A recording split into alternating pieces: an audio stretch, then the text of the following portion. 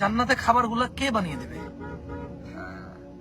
জান্নাতে খাবারগুলো মাশাআল্লাহ, মানুষের কিন্তু আগ্রহ আছে জান্নাতে।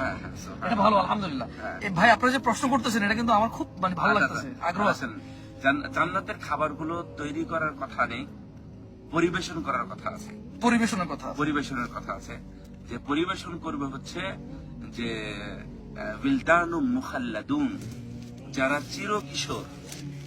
চিরকিশোর মানে তারা কিশোরই থাকবে, ছোট ছোট বাচ্চা আপনার সামনে ঘুরে বেড়াবে, আপনার কাছে যাবে। এবং এটারও কথা আছে, ছোট বাচ্চাদেরকে এই কাজ দিবে কেন? আরে মজার ব্যাপার তো এখানে, এটা তো সবসময় আলোচনা করা যাবে না, লাইভে আসছে এমন কেউ না, এখন আলোচনা করা যাবে। এটা স্বামী স্ত্রী যখন একসাথে থাকে তাদের প্রয়োজনও, আবার তাদের তো খেদমতেরও প্রয়োজন আছে। ওই সময় যে কোনো মানুষ তো গেলে হবে না।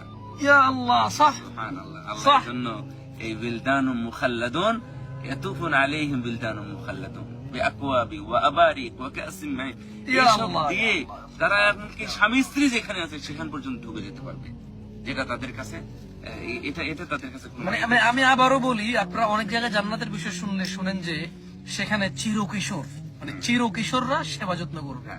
তো প্রশ্ন, ছোট মানুষ দিয়ে কাজ কেন করবে? কথা বোঝেন, জান্নাতে কিন্তু মানুষ শুধু জীবন উপভোগ করবে, মানে আর মরবে না মানুষ।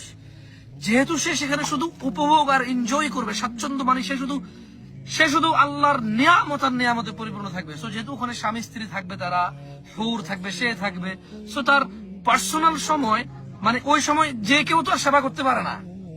সো আল্লাহ সুবহানাহু ওয়া তাআলা এই জন্য, মানে সুবহানাল্লাহ, এই জন্যই চিরকিশোর, মানে তারা বড় হবে না, এরা চিরকিশোরকে নিয়োগ করেছে যারা এদের সামনে আসা যাওয়া করতে পারবে, কোনো মাইন্ডের কিছু নাই, কোনো মানে লাজুকতার কিছু নাই। সুবহানাল্লাহ, সুবহানাল্লাহ।